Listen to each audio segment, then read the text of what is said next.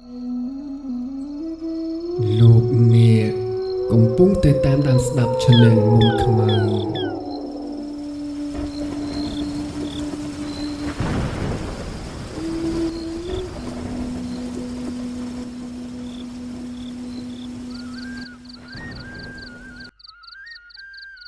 ពុទ្ធសករាជ 2563 សំឡេងឡានម៉ូតូបើកមកលំនៅក្រៅផ្ទះ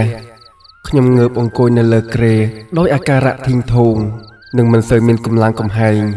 ទំនងជាយប់មិញ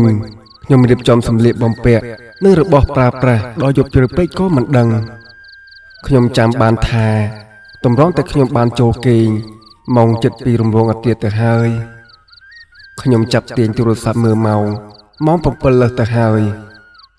ប្រាអើយពេលណាចេញដំណើរទៅកូនសំឡេងប៉ារបស់ខ្ញុំក៏បន្លឺចេញមកក្នុងបន្ទប់របស់ខ្ញុំជួយឲ្យខ្ញុំស្វាងងុយដេកបានមួយកម្រិតទៀតប៉ានិងម៉ាក់ហៅខ្ញុំថារ៉ាតែឈ្មោះពេញរបស់ខ្ញុំគឺដូចច័ន្ទរាខ្ញុំជាគ្រូបង្រៀននៅសាកលវិទ្យាល័យមួយនៅក្បែរផ្ទះប៉ុន្តែបតាបកិច្ចខ្ញុំត្រូវបានប្រធានការិយាល័យអប់រំបានផ្លាស់ប្ដូរយ៉ាងតន់ហន់ឲ្យទៅបង្រៀននៅសាលាមួយនៅលើដងទន្លេសាបសាលានោះជាសាលាបណ្ដែតទឹកដែលមានឈ្មោះថាអនុវិទ្យាល័យបឹងស្រឡៅហើយភូមិបណ្ដែតទឹកនោះមានឈ្មោះថាភូមិបឹងស្រឡៅខ្ញុំទទួលបានដំណឹងថាគ្រូបង្រៀនមុខវិជ្ជារូបគីមីនៅសាលានោះត្រូវបានផ្ទេរចេញដោយករណីចាំបាច់ទើបតម្រូវឲ្យខ្ញុំជាអ្នកជំនួសប្រធានការិយាល័យ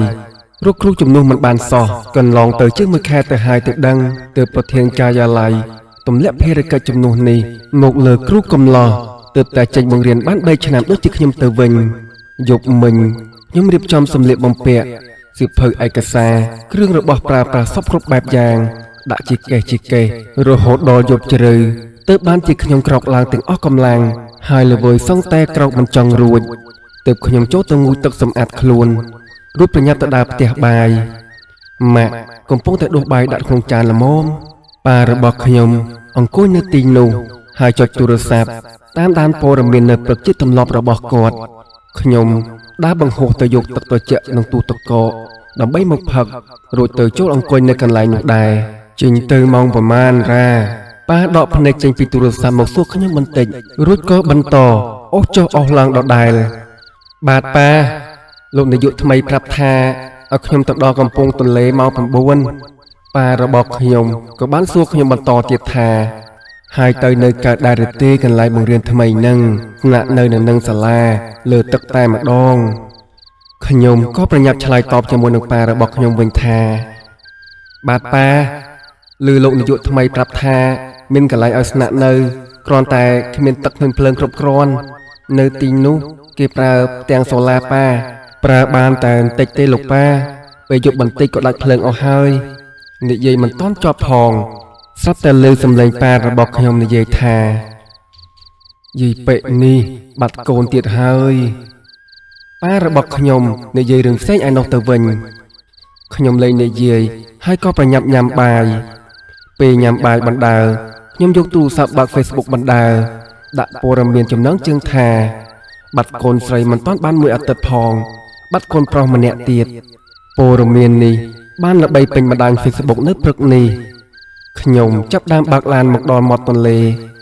ម៉ាក់របស់ខ្ញុំជួយទម្លាក់អីវ៉ាន់របស់ខ្ញុំចំណែកប៉ារបស់ខ្ញុំជក់ធ្វើប្រងើយជាទម្លាប់ដែលមិនសូវរវីរវល់នឹងរឿងខ្ញុំមួយសន្ទុះធំ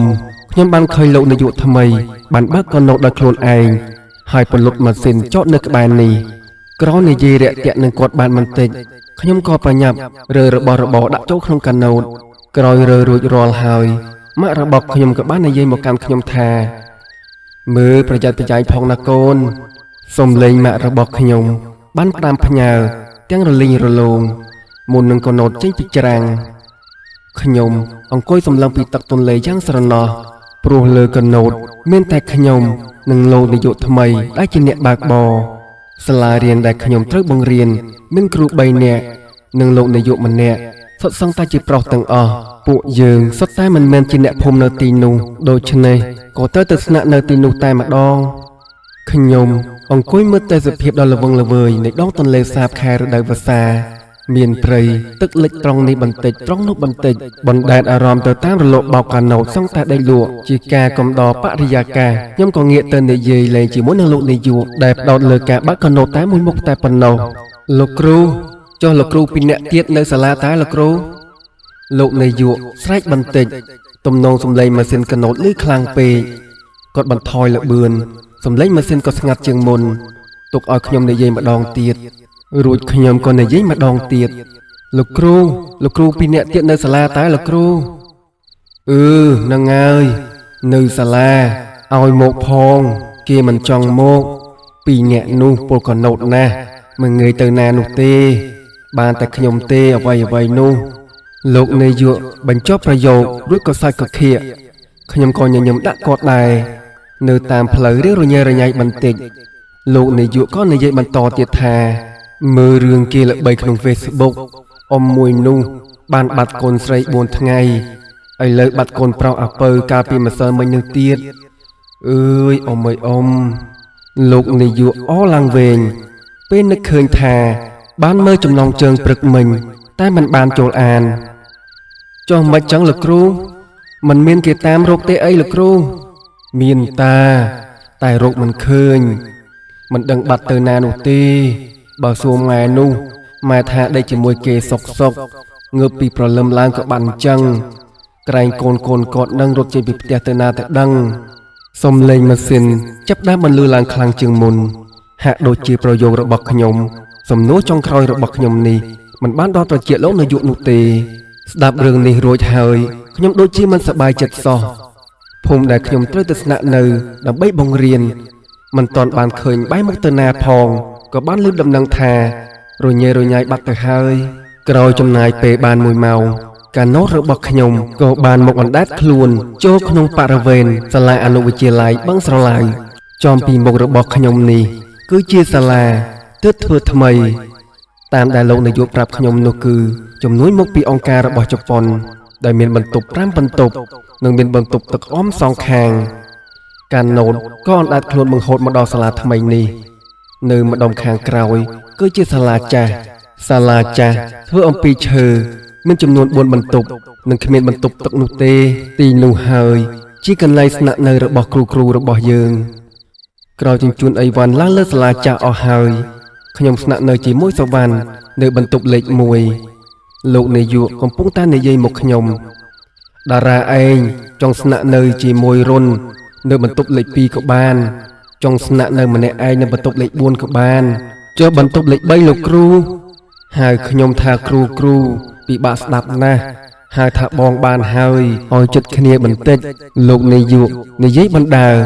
នាំខ្ញុំឆ្ពោះទៅបន្ទប់លេខ3បណ្ដើបន្ទប់លេខ3ជាផ្ទះបាយទេពីមុនគ្រូដែលគាត់បង្ហូរសំឡេងធ្វើដូចរុកនឹកគ្រូដែលដាក់ពាក្យទេចេញ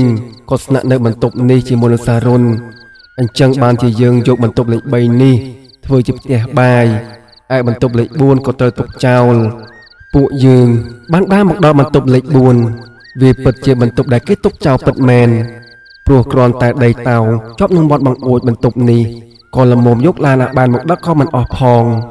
លោកនាយកក៏បានយកសោមកចាក់បើកទ្វារបន្ទប់លេខ4រួចក៏ក្អកកខូធូលីហោះពេញបន្ទប់ដោយសារនេះមិនមែនជាផ្ទះទើបបានជាធំល្វឹងល្វើយតែត្រជាក់ស្រួលណាស់លោកនាយកក៏បាននិយាយបន្តទៀតថាតារាឯងចង់រៀបចំបែបណាក៏តាមចិត្តចោះហើយបើត្រូវទៅណាឬក៏ទៅបន្ទប់ទឹកឲ្យសារុនគេជូនទៅចោះព្រោះសាលាយើងមានកូនទូកមួយសម្រាប់ជិះទៅណាទៅណីនៅចិត្តនេះគាត់និយាយបានតែប៉ុណ្ណឹងក៏ហុចសោមកឲ្យខ្ញុំរួចក៏ស្រែកហៅលោកគ្រូ2នាក់ទៀតមកជួយលើកអីវ៉ាន់ខ្ញុំមកដាក់នៅក្នុងបន្ទប់នេះជួយណែនាំខ្ញុំផងខ្ញុំនិយាយទៅបងសារុននិងបងសវណ្ណដែលជាគ្រូមើលទៅពួកគាត់ដូចជាស្ងប់ស្ងាត់ណាស់ក្នុងចំណោមពួកគាត់បងរុនមានទឹកមុខស្រពាល់ស្រពោនបន្តិចខ្ញុំកំពុងតែរៀបចំទុកដាក់អីវ៉ាន់បងរុនក៏ខិតមកសួរនាំខ្ញុំថាមិនទៅស្នាក់នៅបន្ទប់ជាមួយនឹងបងខ្ញុំឮគាត់សួរបែបនេះតាំងក្រែងចិត្តគាត់ខ្លាចគាត់គិតថាខ្ញុំប្រកាន់ទើបមិនចូលស្នាក់នៅជាមួយនឹងគាត់ខ្ញុំក៏បានឆ្លើយតបវិញថាបាទបងដោយសារខ្ញុំមានទម្លាប់ដេកយប់ជ្រៅ hai cây mà mi mà mơ chỉ nhợt nhọp nhom mình cho rầm khan đọ bong tê bong rồn có mình dây ấy cột con tay nhầm ngột đuôi cột đai trên tự bạt dục tì mùi tam đại bận tục này thom là vâng là vơi tì nì cú tay tự chạy srol nè hai nhom không dục phui lăng kra một bịp tia tại khóc srola nhom pen nì có pong tự đậy hồ nhờ chốt nòng nhom bom rẽ chốt bom rẽ làng nơi tự đậy mình lụa pro hai một bịp nhom pláchกัน hai tự đăng nhom bàn vô tu sạp một mờ màu màu ngồi sát sập ram này tì rầm lông ạt riệt dụcประจานពេញវងទើបទីនេះភ្លឺមើលតែល្ងាចម៉ោង 5 អញ្ចឹងបន្តិចក្រោយមកខ្ញុំលើសម្រាប់ជើងមនុស្សដើរកាត់មុខបន្ទប់របស់ខ្ញុំគិតភ្លាមថាប្រកាសជាមាននរណាម្នាក់ក្នុងចំណោមគ្រូទាំង 3 នាក់នោះរកទៅបត់ដៃបត់ជើងចាក់ជាមិនខានទេសាលាចាន់នេះគ្មានបន្ទប់ទឹកនោះទេខ្ញុំគ្មានអារម្មណ៍ខ្លាចអ្វីសោះណាមួយនៅទីនេះក្តៅអស់ស្អាប់ណាស់ហើយខ្ញុំដេកមិនលក់នោះផងខ្ញុំក៏បានបើកទ្វារមានមនុស្សប្រុសម្នាក់កំពុងតែឈរត្រង់ភ្លឹងមើលមុខខ្ញុំពីបន្ទប់លេខ 2ដែលជាបន្ទប់របស់បងរុនគេឈរត្រង់ភ្លឹងហើយមើលមុខខ្ញុំមិនដាក់ភ្នែកខ្ញុំមិនស្គាល់គាត់នោះទេខ្ញុំក៏ចាប់ផ្ដើមផាត់ភ័យហើយសាយសួរថាមករកអីគេបងខ្ញុំមកប្រាប់រឿងបរិសម្នាក់នោះតបទាំងសំឡេងលលប្រាប់រឿងអីទៅបងខ្ញុំក៏បានស្រែកសួរទៀតតែលើកនេះមនុស្សប្រុសនោះមិនមាននិយាយអ្វីនោះទេគេគិតតែឈោសម្លឹងមកខ្ញុំហើយខ្ញុំគិតតែឈោសម្លឹងទៅគេវិញរួចខ្ញុំក៏ភ្ញាក់ពីយល់សុបិនខ្ញុំដកដង្ហើមញាប់ស្អែកពេលបើកភ្នែកឃើញថាមេឃនៅយប់នៅឡើយខ្ញុំចាប់ដើមមានអារម្មណ៍ថាខ្លាចព្រោះមិនដែលយល់សុបិនបែបនេះពីមុនមកនោះទេត្បិតអាកាសធាតុដែលដូចជាស្រស់យ៉ាងណាក៏ដោយចោះខ្ញុំគិតតែពីទាញភួយមកក្រឡុំហើយអង្គុយជើងចូលគ្នាអស់ហើយខ្ញុំមានអារម្មណ៍ថារោមដៃរបស់ខ្ញុំបាក់ខ្ញាក់ខ្ញាក់ក្នុងខួរក្បាលរបស់ខ្ញុំបានរំលឹកសំឡេងក្នុងយល់សុបិនខ្ញុំអំបិលមិញខ្ញុំកំពុងតែខ្លាចមិនដឹងខ្លួនឯងដេកតាំងពីស្មារណាលោកព្រឹកឡើងជាថ្ងៃដំបូងរបស់ខ្ញុំសម្រាប់ការងារបង្រៀននៅសាលាថ្មីមួយនេះខ្ញុំបានឃើញសិស្សប្រុសស្រីខ្លះជីទូកខ្លះជីកណូតដើម្បីមករៀនកណូតនីមួយរបស់គេជីគ្នាច្រើនលើសពី 5 នាក់ខ្ញុំបានរៀបចំខ្លួនរួចរាល់មុនគ្រូផ្សេងឲ្យទៀតហើយមកឈរចាំពួកគេនៅមាត់បន្ទប់ពួកយើងក៏ឡើងទូកដើម្បីចៅពីសាលាចាស់ទៅកាន់សាលាថ្មីដែរលោកគ្រូនាយកក៏និយាយលេងជាមួយខ្ញុំថាយ៉ាងម៉េចដែរតារាកេងលក់ដែរទេផ្លែកន្លែងអញ្ចឹងមិនអីទេបងខ្ញុំឆ្លើយទៅកាន់គាត់វិញដោយមិនហ៊ាននិយាយថាខ្ញុំដេកមិនលក់នោះទេបងរុនដែលមានមុខស្រពោនជាងគេនោះបាននិយាយចោលថាអើយយប់មិញរងាខ្លាំងណាស់ខ្យល់នោះខ្យល់ខ្ញុំស្ដាប់ឮហើយងាកទៅមើលមុខគាត់ភ្លាមរកតែសួរគាត់ថាតើគាត់និយាយលេងឬក៏មែនតែទូកពួកយើងក៏មិនដែលមកដល់សាលាថ្មីល្មមរឿងយប់មិញរងាណាស់របស់បងរុនក៏ត្រូវផ្អាកទុកមុនសិនខ្ញុំដើរចូលក្នុងថ្នាក់សិស្សគ្រប់គ្នាបានងើបឈរជម្រាបសួរព្រមគ្នាខ្ញុំក៏ជជែកលេងជាមួយពួកគេព្រោះថ្ងៃនេះខ្ញុំអត់តន់ចូលមេរៀនភ្លាមនោះទេក្មេងៗថ្នាក់ទី 8បានដាក់គ្នាសួរមកខ្ញុំលោកគ្រូតើលោកគ្រូបង្រៀនមុខវិជ្ជាអីដែរលោកគ្រូតើលោកគ្រូបង្រៀនមុខវិជ្ជារូបគីមីចំនួនលោកគ្រូលឹមមែនទេលោកគ្រូពេលសិស្សសួរបែបនេះខ្ញុំរកនឹកថាអ្នកណាជាគ្រូលឹមពេលនោះខ្ញុំក៏បានសួរទៅកូនសិស្សថាតើគ្រូលឹមដែលគេទៅតែផ្ទៃចេញនោះមែនទេកូនពួកគេបើកភ្នែកធំភ្លឺមានសិស្សខ្លះចង់ចិញ្ចាមដាក់ខ្ញុំហើយសិស្សខ្លះទៀតអន់ក្បាលចូលគ្នាខ្សឹបខ្សៀវគ្នាគ្រូលឹមណាផ្ទៃចេញលោកគ្រូសិស្សប្រុសម្នាក់មានធំដំបងជាងគេងើបឆ្លើយជាមួយនឹងខ្ញុំបាទលោកគ្រូលឹមបានស្លាប់កាលពីខែមុនខ្ញុំស្ដាប់ដល់នេះខ្ញុំក៏បើកភ្នែកធំដាក់ពួកគេម្ដងរោមដៃរបស់ខ្ញុំចាប់ផ្ដើមបាក់ខ្ញាក់មួយរំពេចរសៀលបន្តិចខ្ញុំក៏ឆ្លៀតទៅដើរលេងនៅបន្ទប់លោកនាយកតាមពិតខ្ញុំគ្មានកម្រងទៅលេងនោះទេគឺទៅសួររឿងគ្រូលឹមដែលសិស្សបានប្រាប់ថាស្លាប់កាលពីខែមុនពេលដើរមកដល់បន្ទប់របស់គាត់ខ្ញុំឃើញគាត់និងគ្រូវ៉ាន់កំពុងតែសម្រាកថ្ងៃត្រង់ខ្ញុំក៏ដើរត្រឡប់មកវិញឃើញបងរុនចេញពីបន្ទប់របស់គាត់ជ្រោះនឹងខ្ញុំល្មមបងរុនក៏បានសួរខ្ញុំមុនថាតារាតើឯងចង់ទៅណាមែនទេអូអត់ទេបងខ្ញុំថាអង្គុយលេងជាមួយនឹងលោកគ្រូនាយកតែគាត់សម្រាប់អស់ហើយអូបើអញ្ចឹង តើតារាឯទំនេរទេពេលនេះអាចទៅផ្ទះម្ដាយកូនសិស្សជាមួយខ្ញុំបានទេខ្ញុំក៏បានងក់ក្បាលរួចក៏ញញឹមដាក់គាត់រួចក៏ដើរចុះពីកន្លែងចងទូកជាមួយនឹងគាត់បងរុនជាអ្នកអ៊ំព្រោះខ្ញុំមិនជាអ៊ំទូកនោះទេខ្ញុំមិនស្រណុកចិត្តដែរពេលឃើញបងរុនប្រឹងអ៊ំទូកឡើងបែកញើសជោគខ្លួនពេលនោះខ្ញុំក៏និយាយលេងជាមួយនឹងគាត់ថាបងតើយើងទៅផ្ទះម្ដាយកូនសិស្សធ្វើអីបងរុនក៏បាននិយាយឆ្លើយតបជាមួយនឹងខ្ញុំវិញថាទៅសួរនាំកូនសិស្សនោះថាមានឃើញត្រឡប់មកផ្ទះវិញដែរឬអត់ខ្ញុំក៏បានភ្ញាក់ផ្អើលរួចក៏បានសួរគាត់វិញថាកូនសិស្សយ៉ាងម៉េចទៅបងអូកូនសិស្សដែលបានបាត់ពីផ្ទះឈឹងមិនដឹងថាគេទៅណាទេទាំងមួយទាំងពីរជិតអស់មួយអាទិត្យហើយខ្ញុំនឹកទឹកមាត់ក្អឿកលេងតបនឹងបងរុនខ្ញុំនឹកឃើញដល់រឿងសារព័ត៌មានដែលបានផ្សាយពីការបាត់ខ្លួនរបស់កូនអ៊ំស្រីម្នាក់ខ្ញុំមិនសូវប្រសពគិតរឿងបែបនេះសោះមិនបានប៉ុន្មានបងរុនក៏ចូលទូកទៅចោលនៅសសរផ្ទះអណ្ដែតទឹកមួយនោះបងរុននិងខ្ញុំប្រញាប់ចុះពីទូកឡើងទៅលើផ្ទះនោះមើលទៅបងរុនហាក់ជាស្គាល់គ្នាជាមួយអ៊ំស្រីម្នាក់នោះដែលសម្គាល់ថាជាម្ដាយកូនសិស្សស្រាប់ហើយម្ដាយកូនសិស្សបានហៅពួកយើងទៅអង្គុយលើកន្ទេលនិងរៀលហាលខាងមុខផ្ទះបានដំណឹងរ៉ានីខ្លះទេអ៊ំបងរុនសួរដំណើររឿងភ្លាមអត់ទេលោកគ្រូអើយអ៊ំស្រីអាយុខ្ទង់50ក្រាស់តបមកវិញតាំងទឹកភ្នែករលេងរលោងចុះរ៉ាណុតលោកអ៊ំលើកនេះអ៊ំស្រីក៏វិចក្បាលយឺតដូចជាតាំងបំពង់កនិយាយលេងចេញគាត់សាប់តែហូរទឹកភ្នែកឈូពេលបងរុនរំលឹកពីឈ្មោះកូនកូនរបស់គាត់តើពួកគេមិនយកអ្វីទៅតាមខ្លះទេលោកអ៊ំបងរុនបន្តសួរដោយសំឡេងខ្សៅជាការរំលែកទុក្ខសោកអ៊ំស្រីទាញក្រមាពីក្បាលមកជូតទឹកភ្នែករួចនិយាយដោយសំឡេងស្អកថាវាមិនបានបាត់អីទាំងអស់លោកគ្រូបើឲ្យតែបាត់តែខោអាវមួយកំភ្លេក៏ខ្ញុំមិនសូវគិតដែរតែនេះរបស់របរពួកវានៅទាំងអស់វាបាត់តែខ្លួនវាតែប៉ុណ្ណោះលោកគ្រូអ៊ំស្រីពោលទឹកភ្នែកហូររហាមទៀតហើយខ្ញុំស្ដាប់គាត់ទាំងទ្រូងចង់តែយំតាមគាត់អ៊ំស្រីក៏បន្តនិយាយទៀតថាសូមបីតែខ្សែកបន្តោងក្បាលក្របីដែលក្រឡឹមឲ្យវាហើយវាប្រាប់ថាវាស្រឡាញ់ណាស់ក៏វាមិនបានយកទៅជាមួយដែរគាត់បញ្ចប់ដោយលើកដៃទាញខ្សែកដែលគាត់កំពុងតែពាក់បង្ហាញឲ្យពួកយើងបានឃើញនៅលើទូកត្រឡប់ទៅសាលាវិញខ្ញុំចេះនឹកឃើញដល់រឿងកូនសិស្សដែលបានបាត់ខ្លួនខ្ញុំនឹកសួរបងរុនលេងទៀតថាបងក្មេងបាត់ខ្លួននឹងជាកូនសិស្សសាលាយើងទាំងពីរមែនទេបងរ៉ានីនោះថ្នាក់ទី9ហើយរ៉ាណុតប្អូនប្រុសរបស់រ៉ានីថ្នាក់ទី7មើលក្មេងៗបាត់តាណាទៅបងខ្ញុំនិយាយរួចងាកមុខទៅឆ្ងាយហាក់ដូចជាធុញថប់យ៉ាងចម្លែកវាមិនដឹងទៅណានឹងតារ៉ាពួកកូនសិស្សនឹងរៀនពូកែណាស់សុកវាក៏បានបាត់ឈឹងបើបងសួរអ៊ំស្រីកាលពីបាត់រ៉ានីនោះគាត់ថាកាលពីយប់រ៉ានីឆ្លោះគ្នាជាមួយរ៉ាណុតរឿងខ្សែកគ្រូលឹមឲ្យរ៉ានីអូបងគ្រូលឹមខ្ញុំសពតែនឹកឃើញសួរកាត់គាត់ក៏បាននិយាយថាឈប់ដាប់រឿងកូនសិស្សសិនដល់វេឆ្លោះគ្នាអ៊ំស្រីក៏ប្រាប់រ៉ានីថាឲ្យខ្សែនោះទៅប្អូនទៅរ៉ានីគ្នាក៏ដោះឲ្យពាក់ទៅ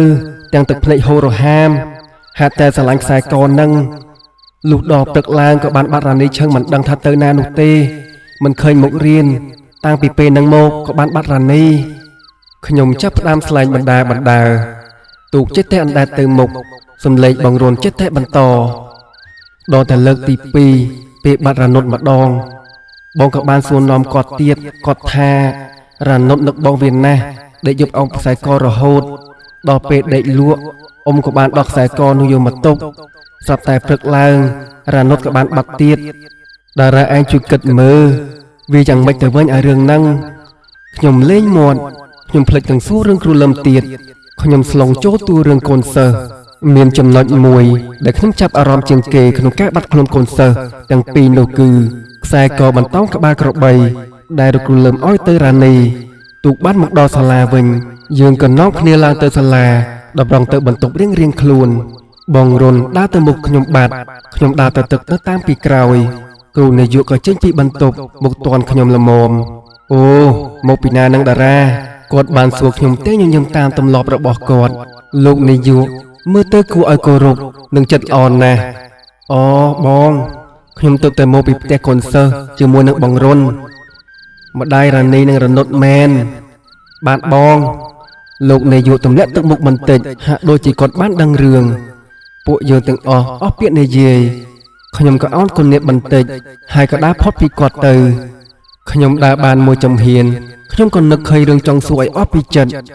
បងខ្ញុំបែរទៅលោកនាយកវិញតើខ្ញុំអាចសួររឿងមួយពីបងបានអត់បងមកមានអីជួមមកអង្គុយខាងក្នុងសិនមកតារាលោកនាយកក៏ដើរចូលទៅក្នុងបន្ទប់របស់គាត់វិញខ្ញុំចូលទៅក្នុងអង្គុយកៅអីទូមុខតុធ្វើការរបស់គាត់មានរឿងអីចង់សួរបងមែនទេបាទបងគឺរឿងគ្រូលឹមគាត់បើកភ្នែកធំបន្តិចកូនសិស្សបានប្រាប់ផ្សេងពីបងខ្ញុំនិយាយដោយមិនហ៊ានមើលមុខគាត់អើយតាមពិតបងមិនចង់និយាយព្រោះតារាឯងទៅតែមុខដល់បងខ្លាចតារាឯងខ្លាចពេលនោះខ្ញុំក៏ឆ្លើយតបវិញទាំងថាខ្ញុំមិនសូវចេះខ្លាចទេបងនិយាយប្រាប់ខ្ញុំផងលោកនាយកក៏បាននិយាយថាគ្រូលឹមស្លាប់ពីខែមុនដំបងនឹងបងគិតថាគ្រូលឹមគេលួចទៅលេងស្រុកកំណើតតែមានឯណាបានតែមួយអាទិត្យយើងក៏រកសាកសពគ្រូលឹមអណ្ដែតជាប់នឹងគោរាំងក្រោយសាលានោះឯងលោកនាយកបញ្ចប់ប្រយោគដោយបែរមកបួយមាត់ទៅខាងក្រៅសាលាធ្វើឲ្យខ្ញុំត្រូវមើលតាមគាត់ដែរ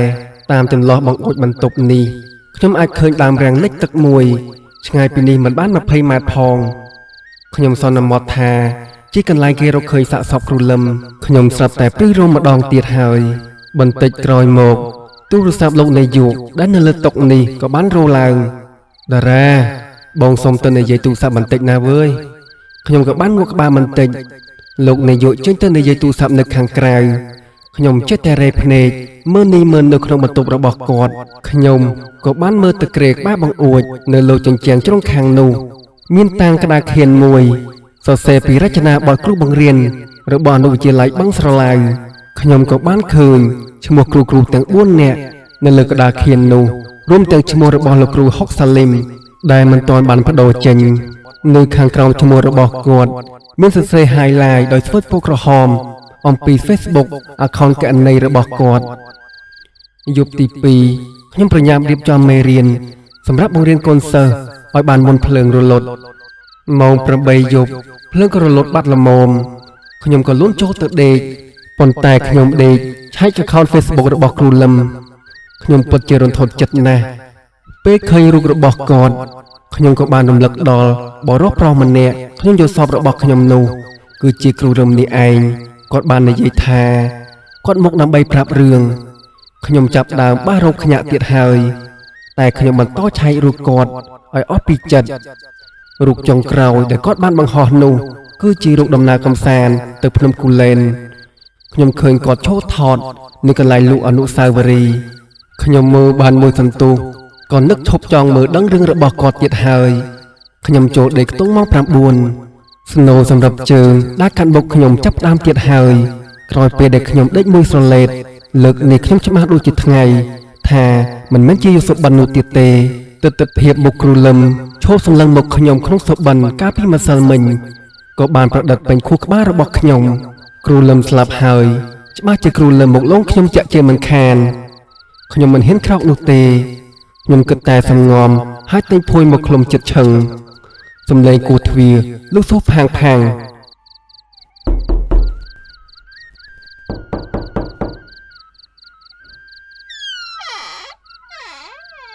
តារាជួយបើកទ្វារខ្ញុំបន្តិចសំឡេងបងរុនសាច់សួរពីមាត់ទ្វារអ្នកណាគេនឹងខ្ញុំតបដើម្បីគ្រាន់តែឲ្យប្រកាសចិត្តបងរុនឮបែបនេះខ្ញុំក៏ទាញមកមើលគឺម៉ោង10យប់ខ្ញុំក៏ទៅបើកទ្វារទាំងខ្លាចពិតជាបងរុនពិតមែនគាត់កាន់ភួយកាន់ខ្នាយមកឈរនៅមុខបន្ទប់របស់ខ្ញុំដោយមិនចាំបាច់សួរតន់ខ្ញុំក៏និយាយបានមុនបងសំដេកជាមួយឯងមកយប់ផងខ្ញុំរកតបអ្វីមិនតន់សោះខ្ញុំក៏ឲ្យបងរុនគេងជាមួយខ្ញុំមុងរបស់ខ្ញុំធំល្មមហើយអាចគេងបាន2នាក់ខ្ញុំមិនបានសួរអ្វីបន្តិចព្រោះខ្ញុំកំពុងតែគិតក្តេសផ្ដាស់ខ្ញុំគិតថាបងរុនត្រូវខ្មោចគ្រូលឹមឡងខ្ញុំកំពុងតែសំងំគេងសំឡេងបងរុននិយាយខ្សឹបប្រាប់ខ្ញុំថាតារាបងចាប់អារម្មណ៍រឿងមួយថាមិនដឹងតារាឯងគិតដូចបងឬអត់ទេ រឿងអីទៅបងខ្ញុំប្រឹងតបនឹងខ្សឹបដូចគាត់បងចេះតែដេកគិតរឿងខ្មោចបង្លឹមបងធ្លាប់ឮគាត់និយាយប្រាប់មុននឹងគាត់បានស្លាប់ភ្លាមនោះខ្ញុំក៏បាននិយាយតបកាត់គាត់ថាចាំនិយាយពេលថ្ងៃមិនបានទេអីទេបងខ្ញុំកាត់បងរុនបង្ហាញពីចរិតកំសាក់ញីរបស់ខ្ញុំបងរុនក៏បានឆ្លើយថាទេបងខ្លាចភ្លេចបងចង់និយាយឯងហើយទើបបងដេកលក់ជាមួយឯងនឹងណាតារាបងនិយាយឲ្យតារាឯងជួយចាំបងខ្លាចបងភ្លេចបាទបងខ្ញុំនិយាយរួចខ្ញុំលេបទឹកមាត់ក្អឿកទៀមស្ដាប់បងរុនគឺការគាត់នៅរស់ខ្មោចបង្លឹមធ្លាប់និយាយប្រាប់បងថាពេលដែលគាត់ទៅលេងភ្នំគូលែនគាត់បានទិញខ្សែកបន្តោងក្បាលក្របីពីកូនក្មេងដើរលក់ក្មេងនោះប្រាប់បងលឹមថាបើពាក់វាហើយកុំដោះចេញអាពេលបងលឹមនិយាយប្រាប់បងនោះក៏ដូចជាសាច់ញឹមប្រហែលជាមិនជឿក្មេងនោះទេហើយបងទើបតែនឹកឃើញចាប់អារម្មណ៍នឹងឯងចាប់អារម្មណ៍រឿងអីបងគឺខ្មោចបងលឹមបានដោះខ្សែកនោះចេញទៅឲ្យក្មេងថ្នាក់ទី9ដោយសាររ៉ានីសុំគាត់រត់ថ្ងៃពេកបងឯងចង់ថានឹងហើយបងចង់ថាពេលដោះខ្សែកឲ្យរ៉ានីនោះបងលឹមក៏បានបាត់ខ្លួនរួចឃើញសាកសពគាត់អណ្ដែតទឹកនៅកូរ៉ាំងនៅខាងក្រោយសាលាយើងនេះឯងបងរុនសម្រាយរឿងលម្អិតមិនខ្វល់អ្វីដែលខ្ញុំកំពុងតែតក់ស្លុតសង់តែទាំងបេះដូងងាប់នោះទេគាត់ក៏បន្តនិយាយទៀតថាបងលឹមគាត់ចេះហែលទឹកគាត់មិនសមនឹងលងទឹកនោះទេបងលឹមក៏គាត់មិនចេះផឹកស្រាដែរមិនសមស្រវឹងស្រាហើយដើរធ្លាក់ទឹកដែរអានេះមិនសូវអស្ចារ្យទេតារាអស្ចារ្យជាងនេះតារាឯងចាំសម្ដីម្ដាយរ៉ានីគាត់និយាយបានអត់គាត់ថាយប់មុនពេលតារាបាត់ខ្លួនរ៉ានីនិងរ៉ានុតបានឆ្លោះគ្នាដើមខ្សែកបន្តោងក្បាលក្របីនឹងហើយរ៉ានីក៏បានដោះទៅឲ្យប្អូនពាក់ហើយរ៉ានីក៏បានបាត់ខ្លួនមកដល់ត្រឹមនេះខ្ញុំក៏បាននិយាយកាត់បងរុនឯងទាំងកំពុងតែបារម្ភខ្ញាក់ទៀតបងរុនក៏បានបន្តនិយាយទៀតថាអានឹងហើយដែលចាប់អារម្មណ៍ក្រោយមកម្ដាយរ៉ានីអាណិតរ៉ានុតដែលយំអោបខ្សែកបងស្រីវាជាប់រាល់យប់ពេកម្ដាយរបស់រ៉ានីក៏បានយកខ្សែកនេះដោះទុករ៉ានុតក៏បានបាត់ខ្លួនទៀតខ្ញុំក៏បាននិយាយកាត់បងរុនជាលើកទី2អ្វីដែលបងរុននិយាយហាក់ដូចជាជ្រិតចូលពេញខួរក្បាលខ្ញុំហើយសំឡេងបងរុនលេបទៅមាត់ក្អឿកខ្ញុំនឹងគាត់ក៏បានស្ងាត់ជ្រាបសតែភាពងងឹតព្រាលនិងសំឡេងទឹកទន្លេរលកតិចពីក្រោយខ្នងដែលយើងកំពុងតែដេកនេះខ្ញុំកំពុងតែមានពាក្យចង់និយាយទៅប្រាប់បងរុនដោយមិនអាចបំភ្លេចបានខ្ញុំក៏បាននិយាយបើដូចបងនិយាយមែនខ្សែកឥឡូវកំពុងតែម្ដាយរ៉ានីកំពុងតែពាក់ហើយបងដឹងហើយបងនឹងប្រញាប់ទៅនិយាយប្រាប់គាត់បើថាគាត់ជឿឬមិនជឿបងនឹងនិយាយកុំឲ្យគាត់ដោះព្រឹកនេះបងចេញទៅភ្លាមតារាឯងចាំមើលសើឲ្យបងផងព្រឹកឡើងបងរុនខ្នះខ្នែងចេញទៅផ្ទះម្ដាយរ៉ានីទាំងព្រលឹមខ្ញុំមិនតាន់បានប្រាប់រឿងនេះទៅដល់លោកនាយកនិងបងសវណ្ណនោះទេពួកយើងចូលទៅបង្រៀនខ្ញុំក៏បានឈៀងទៅប្រាប់ថ្នាក់របស់គ្រូរុនឲ្យនៅស្ងៀមស្ងាត់ក្នុងថ្នាក់រងចាំគាត់មកបង្រៀនវិញមិនតាន់នឹងបានដកដង្ហើមស្រួលបួលផងបងរុនក្រហេកក្រហបមកដល់មុខថ្នាក់ខ្ញុំឃើញមុខគាត់ស្លេកឆ្លាំងគ្មានឈាមខ្ញុំដឹងរឿងរ៉ាវមិនស្រួលទៅហើយខ្ញុំគិតបែបងាយក៏បានដឹងថាមានរឿងអ្វីខ្ញុំសុខចិត្តដើរទៅជិតគាត់បងរុន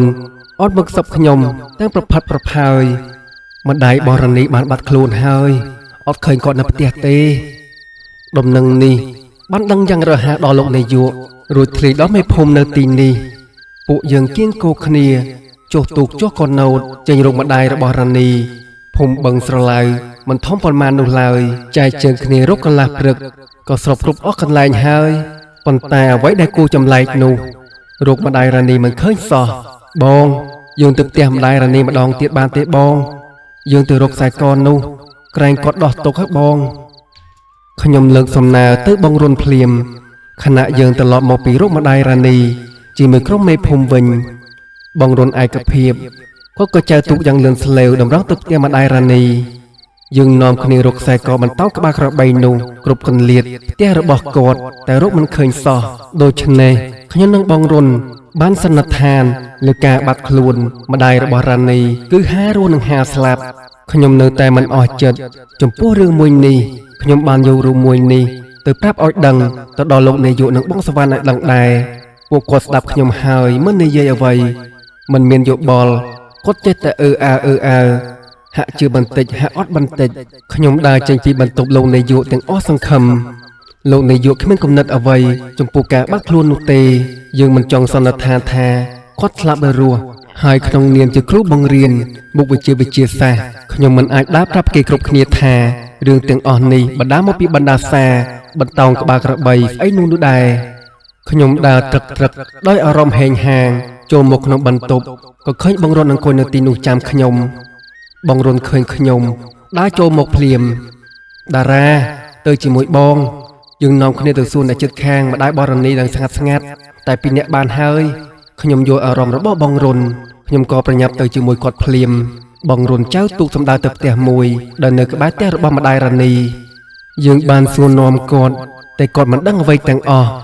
ពួកយើងក៏បានចៅទៅផ្ទះមួយទៀតនៅជិតគ្នាដែរខ្ញុំនិងបងរុនឡើងទៅអង្គុយមាត់ទ្វាររបស់គាត់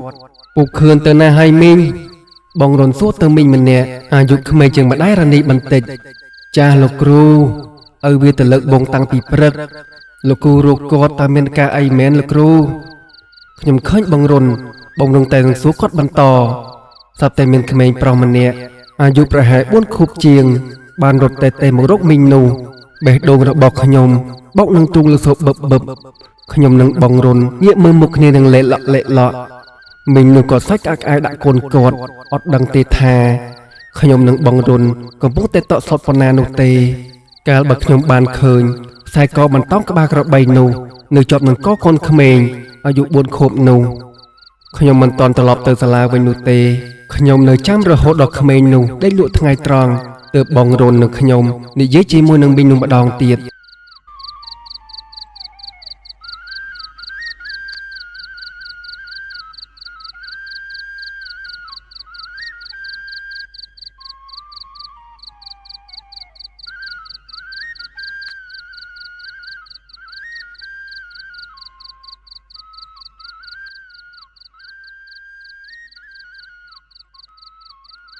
បាទសូមអរគុណសាច់រឿងក៏បានបញ្ចប់មកដល់ត្រឹមនេះក៏សង្ឃឹមថាបងប្អូននឹងពេញចិត្តនៃសាច់រឿងមួយនេះនិងបន្តគាំទ្រវីដេអូរបស់ខ្ញុំនៅក្រោយៗទៀតបាទសូមអរគុណសូមជម្រាបលា